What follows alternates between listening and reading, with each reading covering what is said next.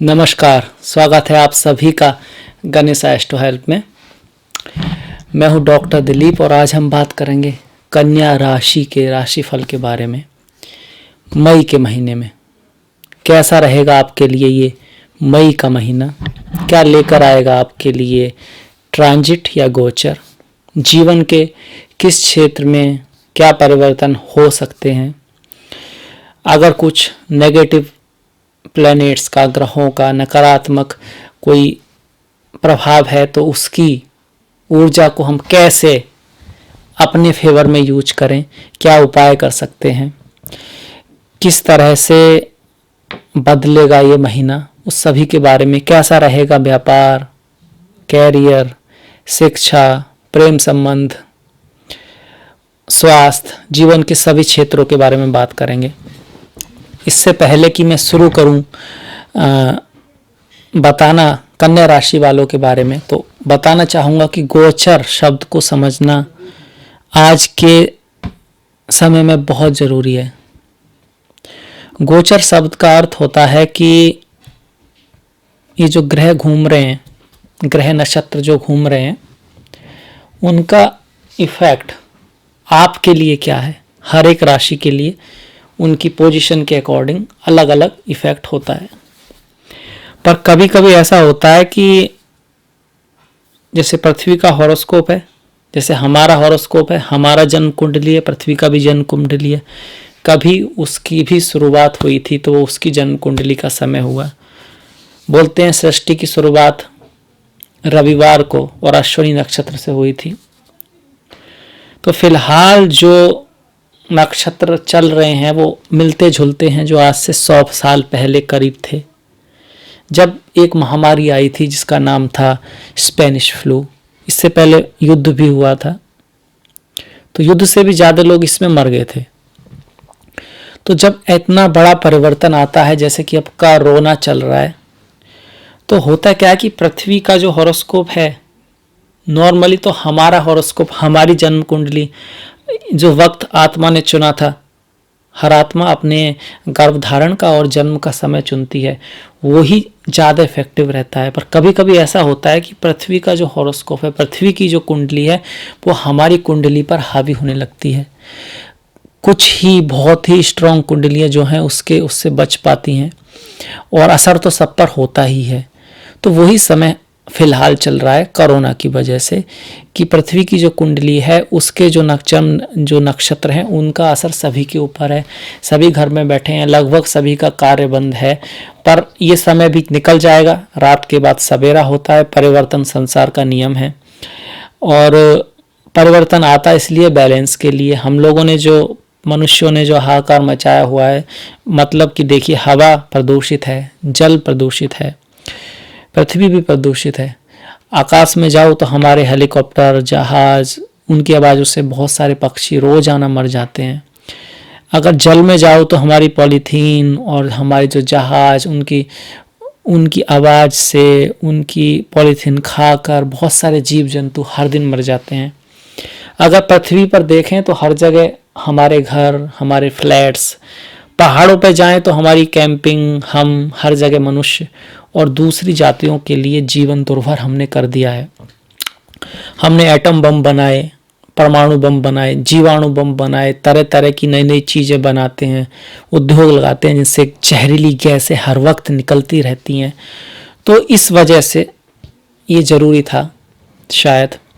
Corona एक तरह का छोटा सा ट्रेलर है भगवान की तरफ से कि भाई मान जाओ, ये जो आप कर रहे हो विकास नहीं विनाश है। अगर ऐसे ही करते रहेंगे तो ऐसी बातें बढ़कर ही आएंगी और ज़्यादा भी हो सकती हैं। फिलहाल इतना बड़ा प्रॉब्लम है, पर ये प्रॉब्लम हैंडल हो जाएगा। एक महीने के बाद, मई के बाद थोड़ा सा कंट्रोल हम इस पे पा लेंगे, और सितंबर के मिड तक, 20 तारीख तक, 23 तारीख तक हम पूरी तरह इस पर विजय पा लेंगे। तब तक थोड़ा सा संघर्ष रहेगा, सभी के लिए रहेगा, सभी राशियों के लिए रहेगा। पर यह है कि आशावान रहना है, पॉजिटिव रहना है, और ये मन में विश्वास लेके चलना है कि हम आगे बढ़ पाएंगे, कर पाएंगे, सब कुछ कर पाएंगे और सब पहले की तरह, पहले से भी अच्छा हो जाएगा, क्योंकि इस समय का भी हम सदुपयोग करेंगे। कई बार व्यक्ति के पास समय नहीं होता जब काम में बिजी होता है। अब काम नहीं है माना, पर समय है, तो इस समय में आपको बहुत अच्छा आइडिया आ सकता है, बहुत अच्छा विचार आ सकता है, जिसको बाद में क्रियान्वित किया जा सके। और अगर ना भी आए तो ट्राई तो करना ही चाहिए। अगर हम ट्राई ही ना करें और फिर कहें कि भाई अब कोरोना की वजह से सब, अब कुछ नहीं हो सकता, अब कुछ नहीं होगा, तो फिर ये हमारी गलती है। जीतता वही है, आगे वही बढ़ता है जो कोशिश करता है, जो हार नहीं मानता। ये कहा गया ना, जिसने हार नहीं मानी वो जीता हुआ ही है। और फिर उम्मीद पर तो दुनिया कायम है, आशा पे तो दुनिया कायम है। निराशा से किसको कब क्या मिला है, कभी नहीं मिला, ना मिलेगा। तो हमें आशावान रहना है, आगे बढ़ना है, टफ टाइम में भी, इस समय में भी, और अपने आप की जो गुण है उनको सुधारना है। अपने आप की कमियों पर नहीं ध्यान नहीं देना है, क्योंकि अगर आप कमियों पर ध्यान दोगे तो कमियां बड़ी होने लगती हैं। जैसे कागज पर, अगर सफ़ेद कागज पर एक काला छोटा सा धब्बा भी लगा दिया जाए, उस पर अगर आप फोकस करते हैं, ध्यान देते हैं, तो कुछ देर बाद सफ़ेदी नहीं दिखती, वो काला धब्बा ही दिखता है। ठीक उसी तरह अगर आप कमियों पर ध्यान देंगे, फिलहाल क्या नेगेटिव चल रहा है, तो आपको संभावनाएं नहीं दिखाई देंगी, आप संभावनाओं को खो देंगे। इसीलिए आपको अपने पॉजिटिव जो आपके पास है, जो ईश्वर ने आपको दिया है, आंखें दी हैं, हाथ दिए हैं, हेल्थ दिया है, बच्चे दिए हैं, स्त्री दी है, पुरुष दिया है, जो आपको दिया है उस पर ध्यान देना है, उसके लिए खुश रहना है और कोशिश करना है कैसे और अच्छा किया जा सके, कैसे और अच्छा किया जा सके। क्योंकि जो सोचता है, जो कोशिश करता है, जो हार नहीं मानता है, जीत भी उसी की होती है। और संसार कर्म प्रधान है। आशा ही नहीं होगी तो कर्म कहाँ से आएगा, और कर्म ही नहीं होगी तो भाग्य कैसे बनेगा। अब का जो भाग्य है वो पहले कर्मों का रिजल्ट है, और अब जो हम करेंगे उसका रिजल्ट हमें आगे मिलेगा। तो इस कोरोना के समय में इस कन्या राशि फल के बारे में मैं बात करता हूँ। फिलहाल अगर आप कुंडली देखते हैं आपकी, तो सारे के सारे ग्रह राहु और केतु के बीच हैं, सभी राशियों के लिए, क्योंकि एक कार्मिक समय है। जब तक कुछ ग्रह इस पकड़ से बाहर नहीं निकलते, चंद्रमा को छोड़कर, वो तो घूमते ही रहता है, तब तक हमें इसमें राहत नहीं मिलेगी। इस कंडीशन में मई के बाद ऐसा होगा। पर फिर भी क्या सितारे आपके लिए लेकर आए हैं। जिनकी अच्छी कुंडली है, जिनके लिए अच्छे योग बनकर आ रहे हैं, उन लोगों के लिए प्लस ये है कि एक तो उनके स्वास्थ्य की थोड़ी सी ज़्यादा चांसेस है कि वो बीमार ही नहीं होंगे तो जल्दी से ठीक हो जाएंगे। इसके बाद जब लॉकडाउन हटेगा तो उनको कार्य प्राप्त करने में आसानी होगी और वो जल्दी से इसको रिकवर कर जाएंगे। उनके लिए बुरा समय एक सपने की तरह होगा, जो था पर अब रहा नहीं। जिनकी जन्म कुंडली अच्छी है और जिनकी दूसरे भाव की महादशा, 7वें भाव की महादशा, 8वें भाव की महादशा, मतलब कि मारक भाव की महादशा चल रही है, उनको थोड़ा चाद है, ध्यान देने की जरूरत है। महामृत्युंजय मंत्र का जाप कर सकते हैं, स्वास्थ्य के लिए इससे उत्तम मंत्र नहीं है, तो इसका जाप कीजिए आप। ओम त्र्यंबकम यजामहे सुगंधिम पुष्टिवर्धनम उर्वारुकमिव बंधनान मृत्योर्मुक्षीय मां अमृतात्। इसके साथ साथ सारे जो सेफ्टी मेजर है उनका पालन करना है, ताकि हम सब लोग मिलकर इस समस्या का सामना कर पाएं, इसको समस्या को मिटा दें और जीत हासिल करें कोरोना के ऊपर। उसके बाद अपना जो दैनिक जो जीवन है उसमें और ऊंचाइयों को छुएं। इसके लिए हमें इस समय को यूज भी करना है। तो आपकी जो कुंडली है वो ऐसी दिखती है। तो आपकी जो राशि है, चंद्र राशि है, वो कन्या है। आपके 10वें भाव में राहु, चतुर्थ में केतु, अष्टम में सूर्य, नवम में बुध और शुक्र है, पंचम में गुरु शनि और छठे में मंगल है। छठे में मंगल ग्रह हैं। तो यहां पर देखिए भाग्य भाव में 2 ग्रह आए हुए हैं, बुध और शुक्र। शुक्र यहां पर अपनी ही राशि में है और गोचर में चंद्रमा से जब शुक्र नवम में आते हैं शुभ माने जाते हैं, और वो तो अपनी ही राशि में है, तो भाग्य आपके पक्ष में है अगले 3-4 महीने के लिए। तो जैसे ही लॉकडाउन खत्म होता है, आपको ये शुक्र सहायता करेगा फिर से जीवन में अच्छाई को लाने में, और नौकरी अगर किसी की गई है तो उसे प्राप्त करने में फिर से आपके जीवन में लक साथ देगा। खासकर कि किसी महिला की वजह से, किसी कम उम्र के व्यक्ति की वजह से भी यह सहायता मिल सकती है, क्योंकि बुध वहां पर है। बुध का गोचर नवम में बहुत अच्छा नहीं माना गया है चंद्र राशि से, पर बुध की एक आदत है, वो राजकुमार हैं, वो जिसके साथ होते हैं वैसे ही हो जाते हैं। तो चूंकि यहाँ पर शुक्र भाग्य स्थान में है, लक्ष्मी योग बना हुआ है, सौभाग्य योग बना हुआ है, तो बुध भी सौभाग्य देंगे, लक्ष्मी देंगे, यात्रा भी दे सकते हैं। अब तो यात्रा नहीं हो रही है, पर बाद में ये शुक्र आपको किसी धर्म स्थान की, अच्छे स्थान की यात्रा दे सकता है। बहुत अच्छी योग बनाया हुआ है जिनके बिजनेस के बारे में, शादी विवाह जिसका नहीं हुआ है उनके लिए, और दाम्पत्य जीवन के लिए ये बहुत अच्छा योग कुछ दिनों के लिए, कुछ महीनों के लिए आपके लिए बना हुआ है। ओवरऑल अगर बात करें फिलहाल, तो दूसरा ये घर है जिसमें 2 ग्रह बैठे हैं, गुरु और शनि। गुरु का पंचम में गोचर चंद्र राशि से उत्तम माना जाता है। यहाँ पर गुरु उत्तम जगह पर बैठे हुए हैं, क्योंकि यहाँ से वो पंचम से आपके नवम को और लग्न को देख रहे हैं। नवम को देखकर आपके भाग्य में वृद्धि करेंगे, आपके सांसारिक सुख भोग में वृद्धि करेंगे, आपकी बुद्धि को वृद्धि करेंगे, आपके पिता से आपके संबंध सुधारेंगे, आपको भाग्यशाली बनाएंगे। लग्न को देखकर वो आप में ज्ञान देंगे, बुद्धिमत्ता देंगे, सही गलत पहचानने की शक्ति देंगे, बुद्धि देंगे। बुद्धि एक्चुअली धी का एक एस्पेक्ट है, धी के 4 एस्पेक्ट होते हैं, बुद्धि,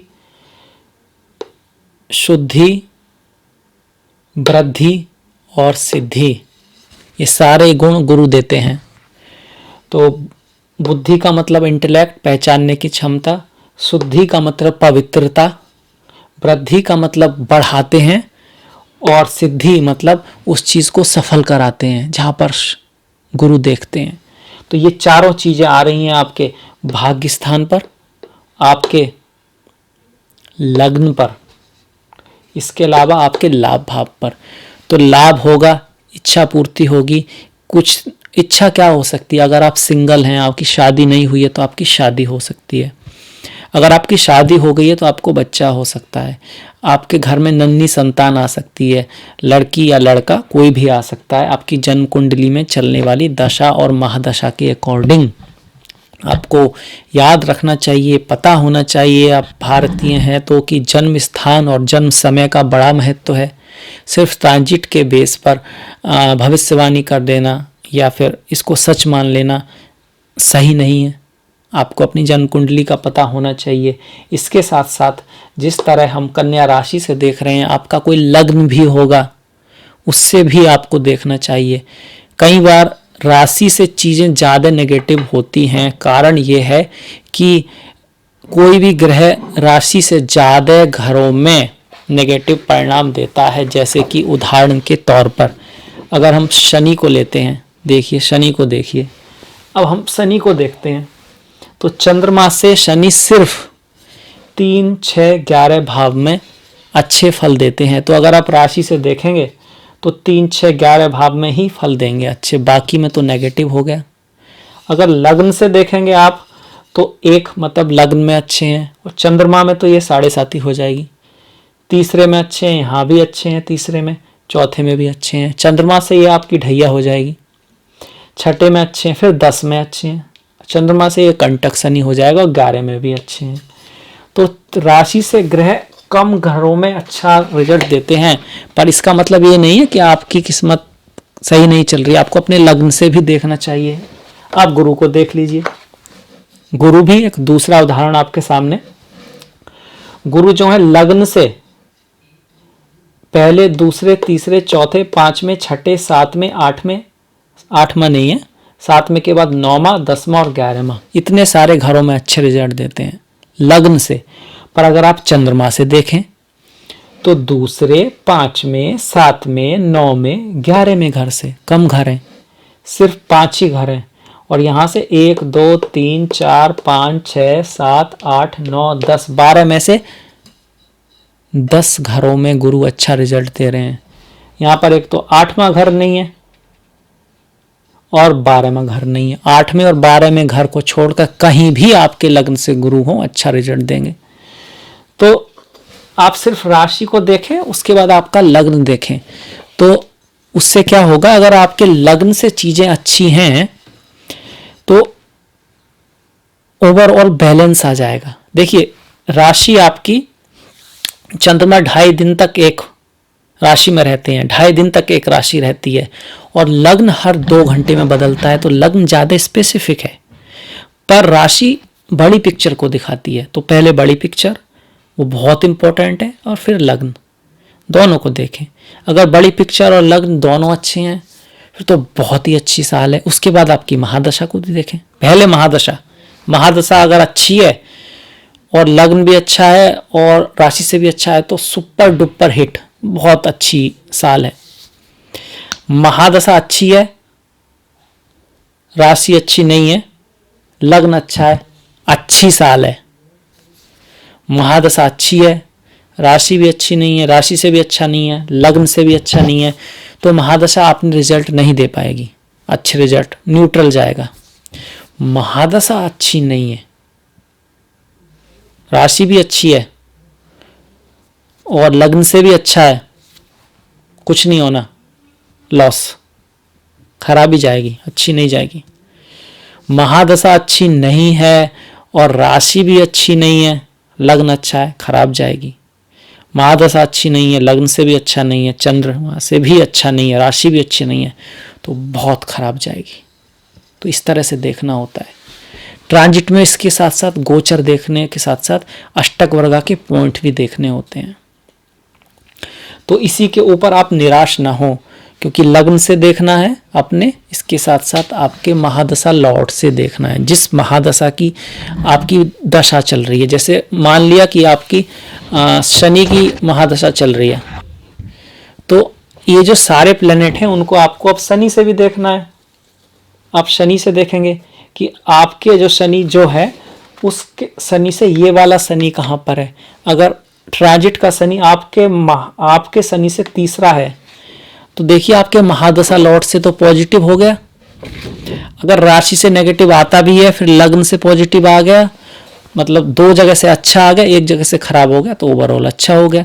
तो निराश बिल्कुल ना हो, ठीक है। तो अब देखते हैं, तो अब यहां से देखा जाए गुरु आपके अच्छे हैं, शनि आपके अच्छे नहीं है।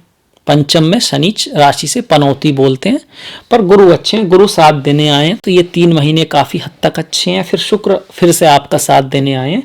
तीनों त्रिकोण में अगर देखा जाए, पहले त्रिकोण का स्वामी जो है नवम में जा रहा है, अच्छा है, और ये त्रिकोण के साथ का भी साथ देने गुरु आए हुए हैं। तो गुरु आपके लिए चतुर्थ और सप्तम के स्वामी हैं। सप्तम का स्वामी पंचम में आना शादी विवाह कॉन्ट्रैक्ट दोस्ती यारी मजा ऐश और क्या कह सकते हैं एक तरह का फन लाइफ में एंजॉय करना उसके लिए अच्छे होते हैं।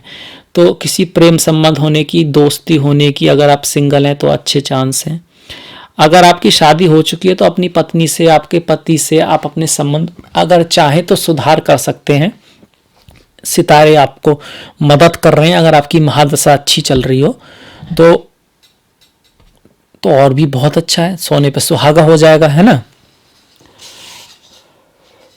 अगर हम बात करें गुरु की दृष्टियों की तो हमने बात की, अब हम बात करते हैं राहु की। राहु दसम में है इसलिए क्योंकि दसम भाव कैरियर का होता है, तो दसम भाव में राहु का गोचर अच्छा होता है। आपको राहु जो है कुछ भी करके ऊपर उठाने की कोशिश करता है, फेम देने की कोशिश करता है, उच्च पद देने की कोशिश करता है, पर आपको धर्म के रास्ते पे चलना है। राहु भटका भी सकता है, राहु आपको थोड़ा सा कह सकते हैं कि गलत चीज़ों को करके भी आगे बढ़ने के लिए उकसा सकता है, फिर बाद में उसका रिजल्ट अच्छा नहीं होगा क्योंकि शनि फेवर में नहीं है। और जब शनि फेवर में नहीं होते और व्यक्ति थोड़ा सा भी गलती करता है तो पकड़ा जाता है, सजा दिलाते हैं।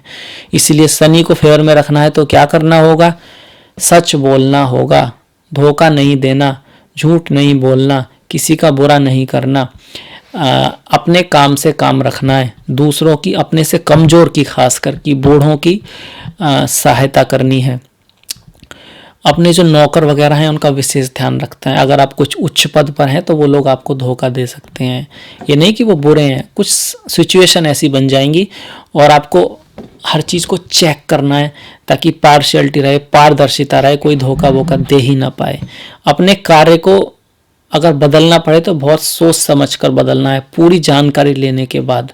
भाग्य के भरोसे नहीं कि किसी ने कह दिया कि यार हो जाएगा तो नहीं होगा, भाग्य के भरोसे न छोड़ें, क्योंकि शनि जो है पंचम में है राशि के लिए।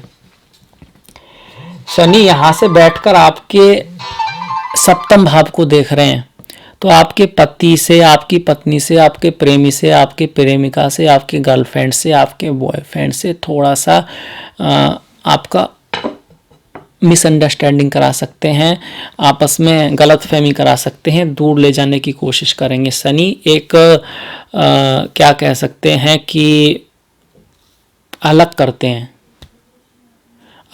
हैं शनि, सूर्य, राहु खास करके व्यक्ति को अलग ले जाते हैं, दूर कर देते हैं, विच्छेदात्मक ग्रह हैं। यहाँ से शनि आपके 11वें भाव को देख रहे हैं, तो बड़े भाई से, आपके जो दोस्त हैं उनसे विच्छेद कराने की कोशिश करेंगे, दोस्तों से आपको सहायता कम दिलाने की कोशिश करेंगे शनि यहाँ से। और जो यहाँ से शनि देख रहे हैं आपके, देखिए ये तो 11वें भाव देख रहे हैं, उनकी 10वीं, ये 7वीं दृष्टि हुई, 10वीं जो दृष्टि है वो दूसरे भाव पर पड़ रही है। मैं सिर्फ राशि की बात कर रहा हूँ। तो आपके परिवार से आपको अलग करने की कोशिश करेंगे। परिवार में कुछ गलतफहमियां हो सकती हैं, परिवार में लोगों के बीच कुछ ऐसी बातें हो सकती हैं कि ना बने, एक दूसरे की राय अलग हो सकती है। तो आपको सौहार्द बना के रखना है, प्रेम बनाए रखना है, छोटी मोटी बातों को तूल नहीं देना है, परिवार को एक जगह रखना है। क्योंकि ये शनि अभी 2.5 साल यहाँ रहेंगे, उसके बाद फिर छठे में जाएंगे, छठे में फिर वो आपका फेवर करने लगेंगे। तो कुछ साल थोड़ा सा टफ समय लेकर आए हैं शनि। गुरु फिलहाल आपकी मदद कर रहे हैं 3 महीने, उसके बाद वो फिर से जाएंगे नवंबर तक, पर उसके बाद फिर से आपकी मदद करने यहाँ आ जाएंगे। तो 2-3 महीने आपके लिए अच्छे हैं, उसके बाद 3 महीने कुछ विशेष ध्यान रखना है, उसके बाद फिर से गुरु आपकी मदद के लिए हाजिर हो जाएंगे। फिलहाल में तो ये लाभ भाव को देख रहे हैं गुरु और शनि, किसी उच्च पद प्राप्ति, अवार्ड, किसी इच्छा पूर्ति, खासकर की संतान उत्पत्ति के लिए बहुत ही जबरदस्त योगा बने हुए हैं, क्योंकि गुरु और शनि दोनों ही पंचम भाव में हैं। पंचम भाव संतान का है, लव का है, प्रेम संबंधों का है। तो किसी संबंध की शुरुआत और संतान, इसके साथ साथ ये मंत्रों का भी भाव है। इन चीज़ों में लोगों का ध्यान कम है, पर फिर भी बता देता हूँ, मंत्र सिद्धि के लिए अच्छा समय हो सकता है। इसके साथ साथ ये क्रिएटिविटी का भाव है, कुछ अगर आप क्रिएट करेंगे तो उससे लाभ होगा। घर पे बैठ के, जैसे अगर आपको किसी चीज़ का इंटरेस्ट है, फॉर एग्जाम्पल कुछ भी बनाना, चाहे चित्र बनाना अगर आपको इंटरेस्ट है, तो कोई गेम बनाना, जो कंप्यूटर इंजीनियर हैं, कोई घर से कोई काम, क्रिएटिविटी जितनी लाएंगे, अपनी बातों में जितनी क्रिएटिविटी लाएंगे, भले ही आप डॉक्टर हों या इंजीनियर हों, जितने आप अपने आप को एक्सप्रेस कर पाएंगे, फैमिली के अंदर भी उतना आपको सम्मान मिलेगा, लाभ मिलेगा, गेन मिलेगा, उतनी आपकी इच्छा पूर्ति होगी, उतने ही आपके दोस्त भी बनेंगे जो आगे चल के आपकी सहायता कर पाएंगे। फ़ोन, टेलीफोन, इंटरनेट अभी बंद नहीं हुआ है, नेटवर्किंग अभी भी की जा सकती है। अगर हम शनि की दृष्टियां हमने देखी और गुरु की भी देखी, अब राहु की देख लेते हैं। राहु की 5वीं दृष्टि जो है वो वाणी पर है, तो वाणी को अच्छा रखना है। इल्यूजन, राहु और शनि दोनों की दृष्टि यहाँ पर है, तो राहु जो हैं इल्यूजन लाने की कोशिश करेंगे आपके और आपके परिवार वालों के बीच में, आपके दोस्तों के बीच में। और राहु क्या करते हैं, राहु जो है ना धुएं का भूत बना देते हैं। धुएं का भूत मतलब कुछ ऐसी है कि है कुछ नहीं, पर आपको लगता है कि है, गलत फहमी करा देते हैं। गलत फहमी में ही लोग लड़ जाते हैं और वास्तव में कुछ होता नहीं है। तो राहु ऐसी सिचुएशन क्रिएट करते हैं। ये घर जो है संपत्ति का भी है, तो घर में परिवार में संपत्ति को लेकर, धन को लेकर मिसअंडरस्टैंडिंग हो सकती है। अब मैं ये सिर्फ राशि का बता रहा हूँ, आपको अपने लग्न का भी देखना है। मैंने निश्चय किया है कि मैं राशि का और लग्न का अलग से बनाऊंगा ताकि कंफ्यूजन ना हो। तो ये सिर्फ राशि का है, इसके बाद मैं लग्न के भी बनाऊंगा। आपसे पीछे वाले मैंने राशि और लग्न दोनों को मिक्स करने की कोशिश की है, पर वो शायद लोगों को समझ में कुछ के में आएगा, कुछ के में प्रॉब्लम आएगी। तो मैंने निश्चय किया है कि मैं अलग से बनाऊंगा। राशि और लग्न दोनों बहुत इंपॉर्टेंट हैं, दोनों को देखिएगा, तभी निर्णय आ पाएगा। कुछ नहीं तो जन्म पत्री के बिना कुछ भी पूरा कहना सही नहीं है। तो राहु यहां से ये कराएंगे, आपको वाणी का ध्यान रखना है। सप्तम दृष्टि से केतु को देख रहे हैं, वो हमेशा ही देखते हैं, वो चतुर्थ भाव है। तो माता के साथ, आपके जन्म के जो दोस्त हैं उनके साथ, माता के स्वास्थ्य को थोड़ा सा प्रॉब्लम कर सकते हैं, दोस्तों में कुछ गलत फहमी क्रिएट कर सकते हैं। लाइफ आफ्टर मैरिज, शादी के बाद की जो परिवार होता है, मतलब आपकी पत्नी, आपके बच्चे और आपके बीच में थोड़ी मिसअंडरस्टैंडिंग राहु ला सकते हैं।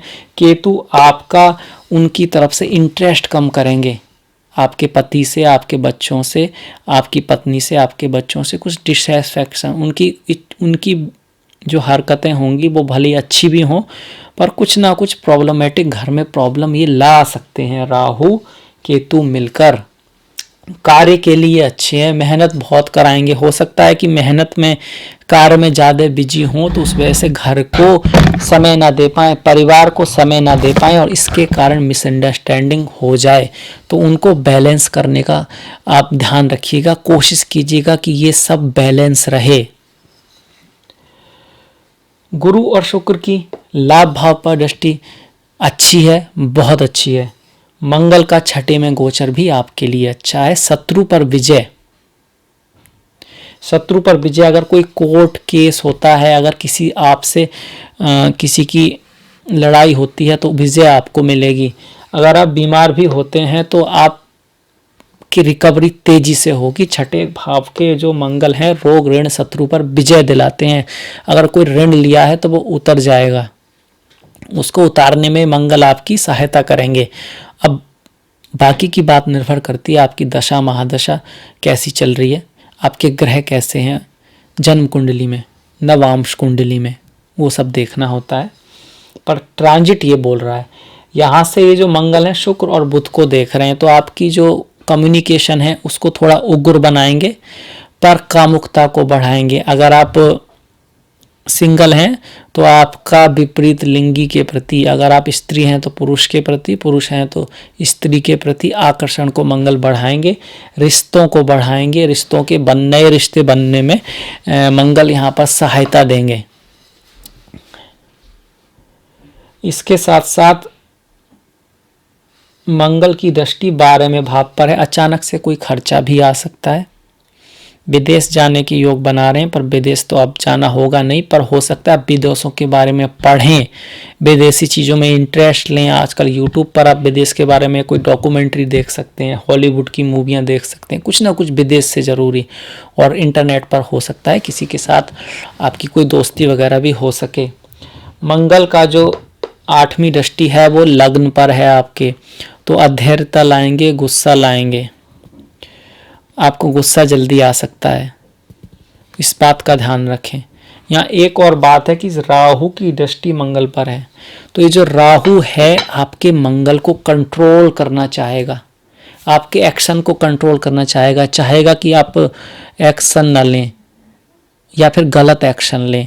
कुछ इस तरह का भ्रम पैदा करेगा कि अब तो भाई लॉकडाउन है तो कुछ नहीं हो सकता, या तो आपको चिड़चिड़ा करेगा, नेगेटिविटी लाने की कोशिश करेगा। आपको नेगेटिविटी को, चिड़चिड़ेपन को लात मार देनी है, कहा कि भाई निकल तू यहाँ से, हमें पॉजिटिव रहना है, आशा रखनी है, अपने परिवार वालों का साथ देना है, आगे के लिए प्लान बनाना, अपने स्वास्थ्य को सुधारना है और फोकस करना है अपनी अच्छाइयों के ऊपर ताकि वो बढ़ें।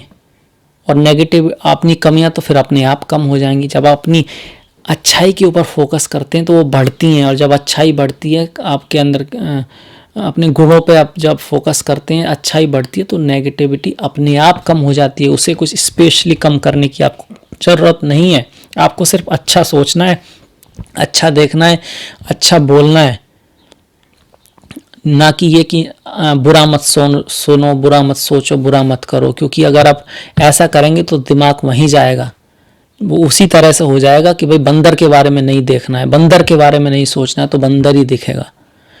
तो अच्छा देखो, अच्छा सोचो, अच्छा करो। उसके लिए एक अच्छी किताब पढ़ी जाए, एक अच्छे वीडियो सुने जाएं, कुछ पॉजिटिव थिंकिंग के बारे में सोचा जाए।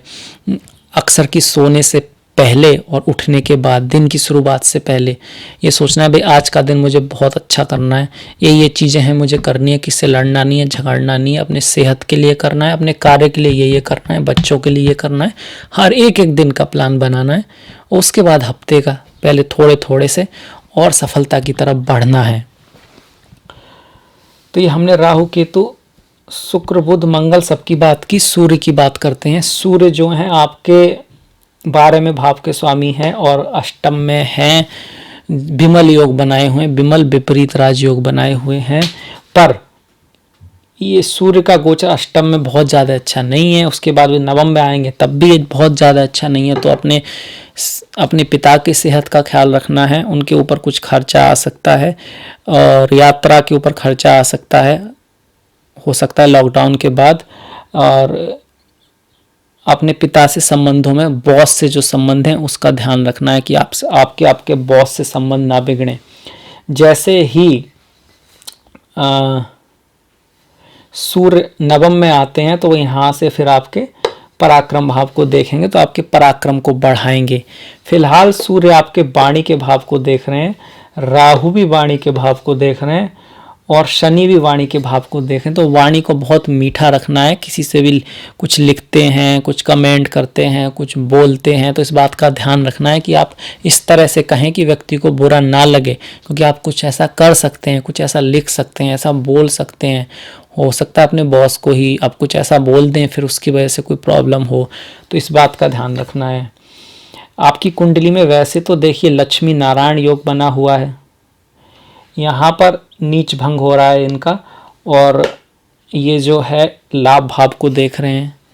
शुक्र जो है लाभेश हैं, शुक्र आपके व्ययेश हैं और अष्टम में आ रहे हैं, तो उतना अच्छा नहीं है। सूर्य कह रहा था मैं 12वें भाव के जो हैं, ये लक्ष्मी नारायण योग बना हुआ है यहाँ पर। और ये आपका धर्म कर्म अधिपति योग भी बना हुआ है। तो 2-3 महीने आपके लिए जो शुक्र जब तक यहाँ पर है काफ़ी हद तक आपको भाग्य साथ देगा। तो इस बीच में लॉकडाउन अगर ख़त्म होता है तो भाग्य आपके साथ देगा। कोई महिला आपके जानने वाली, आपकी माता के जानने वाली, आपके बहन के जानने वाली कोई महिला जैसे आपका ज़्यादा सा हेल्प कर सकती है। आप ये भी देख सकते हैं कि अगर उस व्यक्ति की राशि वृषभ है तो वो आपके लिए लाभकारी सिद्ध होगा। अपने दोस्तों में, अपने जानने वालों में आप उससे हेल्प मांग सकते हैं, इसका फ़ायदा उठा सकते हैं। किसी की राशि अगर कुंभ है तो वो आपको झगड़े में सहायता दे सकता है। किसी के विरुद्ध का कोई बात होती है तो वो आपके साथ खड़ा हो सकता है। इस तरह से देखा जाता है। अगर मेष राशि में आला है तो उसका फिलहाल में शायद वो आपकी सहायता ना कर पाए ट्रांजिट के बेस पर। ठीक इसी तरह आपको अपनी जन्म कुंडली में भी देखना होता है कि किस राशि के व्यक्ति आपके लिए क्या कर सकते हैं।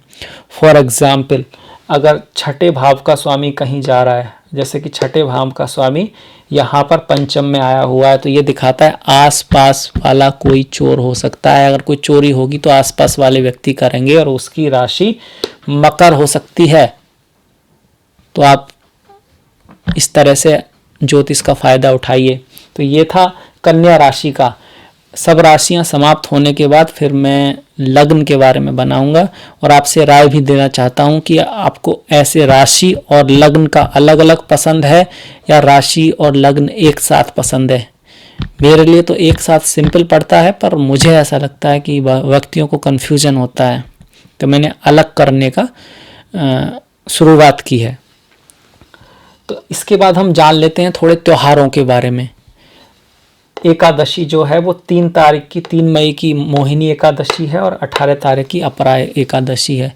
जिन लोगों की गुरु की दशा महादशा चल रही है उनके लिए एकादशी का व्रत बहुत अच्छा होता है। जिन लोगों की शादी नहीं हुई है, पैसे की प्रॉब्लम है, धन की प्रॉब्लम है, क्योंकि गुरु धन को दिखाते हैं, परिवार की प्रॉब्लम है, बच्चा नहीं हो रहा है, तो उनके लिए एकादशी का व्रत बहुत अच्छा होता है। इसके साथ साथ मोहिनी एकादशी का व्रत राहु केतु की प्रॉब्लम से भी जुड़ा हुआ है, क्योंकि मोहिनी अवतार भगवान विष्णु ने जब धारण किया था, जब समुद्र मंथन के बाद जो अमृत कलश निकलकर असुर लोग भाग गए थे, तो भगवान ने मोहिनी का रूप धारण किया और असुर लोग मोहित हो गए और इस बात पर राजी हो गए कि मोहिनी खुद पिलाएंगी अमृत। और मोहिनी ने जो सारा अमृत है असुरों को न पिला के देवों को पिला दिया। उसी समय एक असुर स्वरभानु देवों की जो है का रूप बना के बैठ गया और उसने अमृत पी लिया। जब अमृत पी ही लिया था तब सूर्य और चंद्र ने इशारा किया कि ये तो असुर है। इसके बाद मोहिनी विष्णु रूप में आई और चक्र से स्वरभानु का धड़ अलग कर दिया, सर से धड़ अलग कर दिया। तब तक अमृत जा चुका था, राहु केतु बन चुके थे। ये ईश्वर की इच्छा थी, प्रभु की इच्छा थी। ऐसा नहीं है कि उनकी इच्छा के विरुद्ध हो गया, पर चूंकि मोहिनी का राहु केतु से संबंध है तो इस एकादशी का भी, किसी की राहु की महादशा चल रही है, केतु की महादशा चल रही है, तो ये उनके लिए बहुत अच्छा है। 7 तारीख को पूर्णिमा है। जिन लोगों का चंद्रमा अच्छा नहीं है, जिन लोगों को डर लगता है, जिनका मन शांत नहीं रहता, जो एक काम पे नहीं टिक पाते, तो उनके लिए पूर्णिमा का व्रत बहुत अच्छा है। अगर आपका जन्म पूर्णिमा या अमावस्या को हुआ है तब भी पूर्णिमा का व्रत आपके लिए विशेष उपयोगी है। अगर आपका जन्म द्वितीया तिथि को हुआ है तो आपके लिए पूर्णिमा का, 10वीं को हुआ है तो भी पूर्णिमा का व्रत आपके लिए बहुत लाभदायक है। इसके साथ साथ आप खीर बना के रख सकते हैं चंद्रमा की रोशनी में पूर्णिमा वाले दिन और उसको सुबह खा सकते हैं। ये बहुत ही बरता हुआ पुराने टाइम से बहुत ही अच्छा उपाय है चंद्रमा के लिए।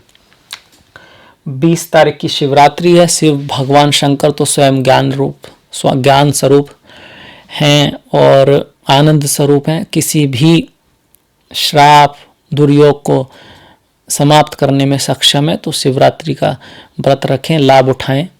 इस दिन विशेष एनर्जियां होती हैं, वक्त का ही खेल है, तो ये वक्त काफ़ी स्ट्रांग होता है, काफ़ी अच्छा होता है पुण्य कर्म करने के लिए।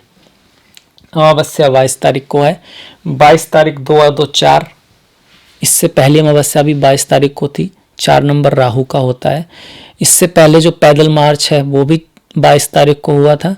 और अगर आप कोविड-19 जो है कोरोना वायरस, उसको अगर आप करते हैं न्यूमरोलॉजी के साथ तो ये 4 नंबर लेकर के आता है राहु का।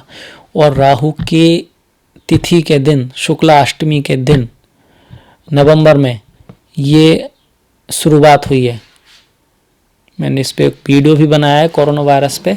तो राहु का ही खेल है और अभी चलेगा जब तक कि कुछ ग्रह इसकी गिरफ्त से बाहर नहीं आते। सबसे पहले हमारे बुध आएंगे, उसके बाद शायद सूर्य आए, तब तक हमें उसके बाद थोड़ा सा लाभ होगा। मई के बाद थोड़ा सा हम कंट्रोल कर पाएंगे। पूरा समस्या एकदम तब तक का इसका सॉलिड उपाय आने में तो करीब सितंबर का मिड सितंबर लग जाएगा, हो सकता है 20 सितंबर के आसपास। इसके बाद है 14 तारीख को संक्रांति। अमावस्या पितृ श्राप के लिए, पितृ दोष के लिए भी है। जिनकी कुंडली में पितृ दोष है, वैसे भी अमावस्या को हमें हमेशा ही अपने जो पूर्वज हैं उनके लिए प्रार्थना करनी चाहिए। इससे सुख समृद्धि बनी रहती है, बढ़ती है। 14 तारीख को संक्रांति है। संक्रांति बहुत अच्छा दिन है, बहुत शुभ दिन है आध्यात्मिकता के लिए, नेम फेम प्रतिष्ठा के लिए। इसके साथ साथ ये कहा जाता है अगर आपके किसी घर में कोई श्राप है, किसी भाव में कोई श्राप है, जैसे पितृ श्राप है 9वें भाव में है, तो जब सूर्य आपके 9वें भाव में एंटर करेंगे, जब वो संक्रांति होगी, तो आप उस दिन से 40 दिन तक मंत्र जाप कीजिए उस श्राप से संबंधित, तो वो श्राप शांत हो जाता है, ये कहा जाता है। जैसे कि फिलहाल 9वें भाव में कर रहे हैं, वृषभ संक्रांति है, तो किसी को अगर पितृ श्राप है और 9वां भाव है तो इस संक्रांति से 40 दिन तक मंत्रोच्चार अगर किया जाए तो उसमें बड़ी शांति आपको मिलेगी, एक गारंटी की बात है। इसके साथ ही मैं ये समाप्त करता हूँ। मुझे आशा है आपको अच्छा लगा होगा, पसंद आया होगा। कोई कमी हो तो माफ़ कीजिएगा। सुधार के लिए क्या किया जाए आप बताइएगा।